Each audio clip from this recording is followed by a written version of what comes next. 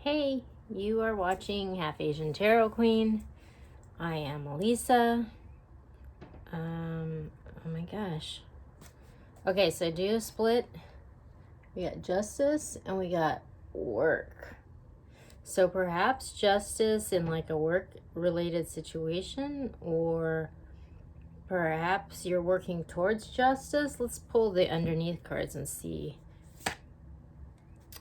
Justice is being served. Wishes are coming true for this Empress. Let's see what we got for the work. I'm going to pull down this. Oh, we have this Nine of Pentacles and we have the Death. So something's going to change for this Nine of Pentacles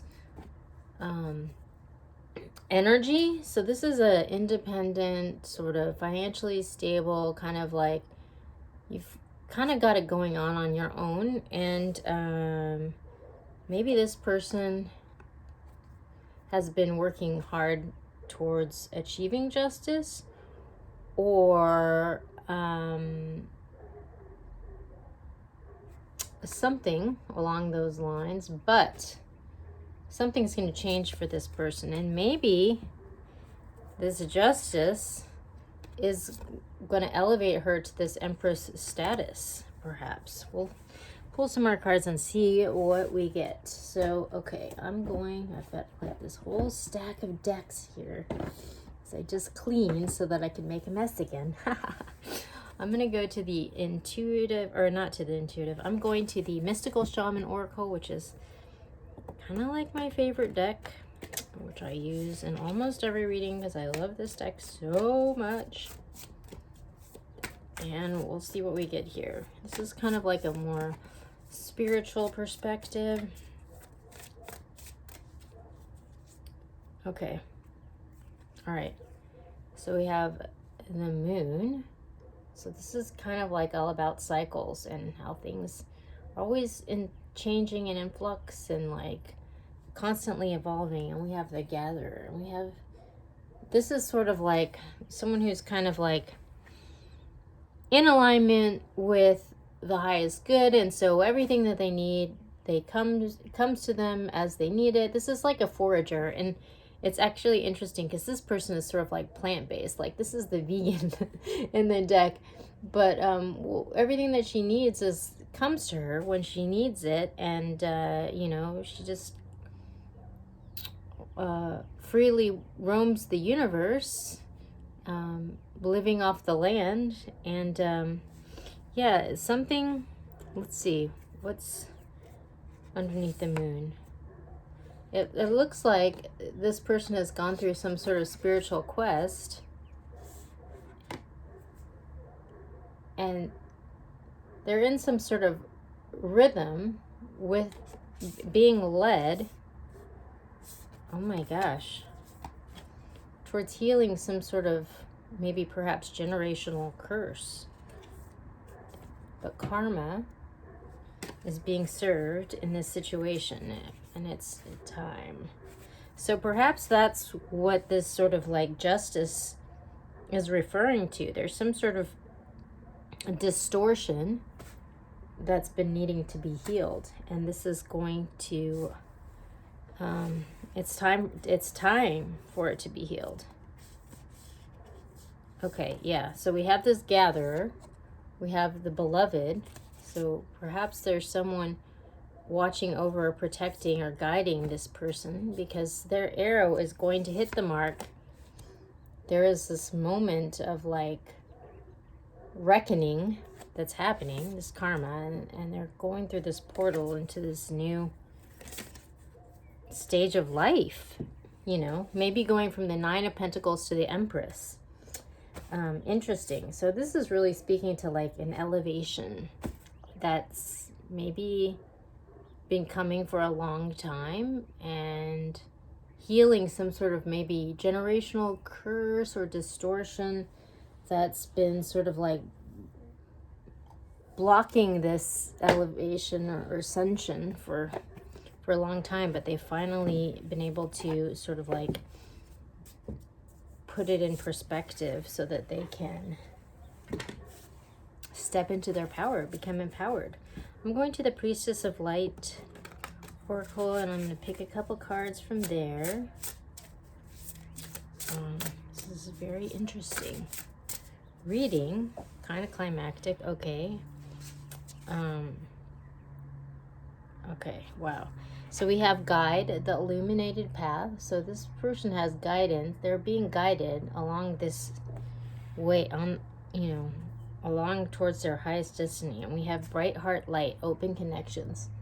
So that, yes, this person is being led from a heart-centered place, and they're totally wide open, which is interesting because the reading that I just did was called Into the Great Wide Open, and it was all about just like the world just being wide open for this person who's maybe been held back by these distortions for some time, but for some reason they've been like liberated. And that was a reading too, like being liberated from a toxic situation, opening new doors. So yeah, this is like kind of maybe speaking to the after of that. Okay, so I'm going to the Light Seers Tarot, and I'm gonna pick some cards. Oh my gosh, this is really exciting because there's been this like clash forever, and this is kind of like speaking to what happens after, like sort of like the war is over. This came out upside down. Like what happens after that?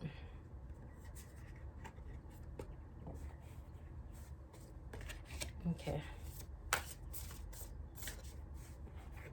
That one came out upside down too.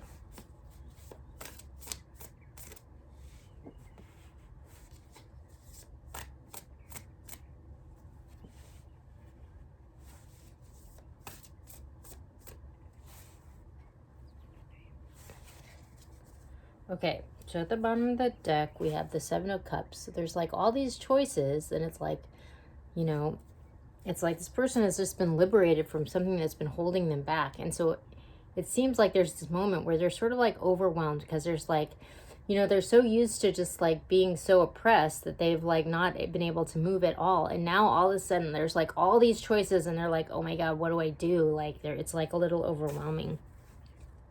Yeah, but so we have the Knight of Wands upside down. So this is someone who's like kind of like totally making a bold move. They're kind of impulsive, you know, so this speaks to someone who's sort of like oppressed, you know. And we have the Six of Pentacles, which, you know, this is a card of bringing things into balance, but this upside down is like things are not in balance. So it's like this person is like oppressed, and things are out of balance, you know. And so it's sort of like Ukraine, you know, they're being bombed, and all this unjust stuff is happening, and they're just having to deal with it, you know. And it's not right, and everyone sees it's not right, you know.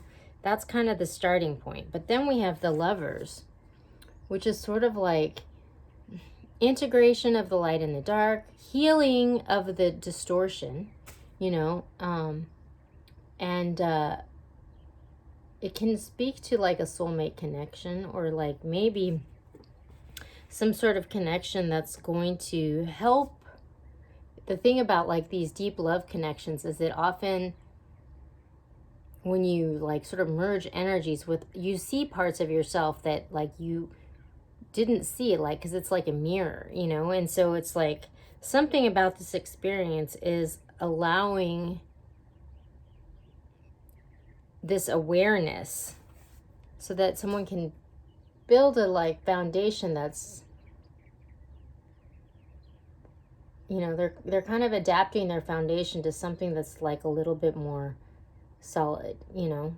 They're having to kind of like make adaptations so that they can grow, and then finally being able to move forward, because like they've been kind of like stuck and hemmed in for a really long time, you know. So they're finally being able to move forward into the great wide open.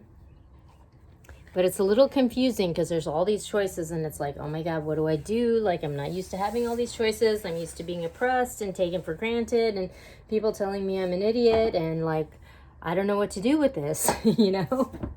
So, okay, I'm going to go to the Intuitive Night Goddess and see. I'm going to get a couple more cards, and then I'm going to finish out this reading. But this is interesting. Oh my gosh. That was at the bottom of the deck, and I put it back in, and then it came out again. So I think that's an important energy. Okay. Okay, so at the bottom we have the Three of Swords. So this is heartbreak or sorrow. So, you know, like there have been like a lot of messages too about like liberating yourself from a toxic situation and like kind of having to like cut the cord on something that's like holding you down, you know, whatever this is that's been oppressing this person. It's like you have to kind of like stand your ground in order to reach this sort of state of happiness and fulfillment, because it's like holding you back, you know, and you have to like kind of like cut yourself free from it, so that you can connect with your tribe, with the people that like appreciate you and value you, instead of being held back by people who don't really necessarily get it or get you, you know, and so they're just like always putting you down because they're not your tribe, you know. And it's like, that's okay, but it's just like you kind of have to let that go and move on, because you can't let that hold you back, you know. Like we all have our own paths and not everyone's gonna get it, you know, but you've got to stay true to your path, you know, and go on your journey, you know, because we're all here for different reasons. So you can't let people who don't get it hold you back. Like, and don't focus on the 3 cups that are lost. Focus on the 2 cups that are remaining and go forward. Keep going, because that's really important. Like, it seems like this person has like this, you know, there was a whole reading about this too, because this heartbreak has like led this person on this like period of like introspection, this spiritual journey to like heal these distortions. So it was actually really valuable that there was a reading recently about this deception that caused someone to go on this spiritual quest. So, you know, it seemed like, why is this happening? You know, this is horrible.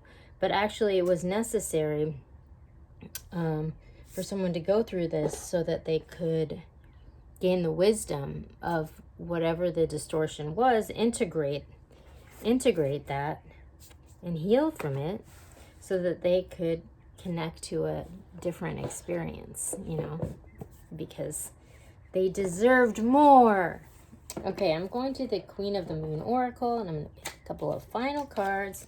This actually looks like a really good reading, and it also is really ominous about like a huge, like life-changing shift that's kind of underway here. Oh my gosh. Okay, so this just came out in another reading. Okay. Beauty. So this speaks of like being in a state of flow, you know. It's interesting that it matches with this Gatherer card, because it kind of goes along with that message. And pleasure, like there's all these good things that are coming, but be patient, because it's not going to happen overnight. You have to be patient through many moons.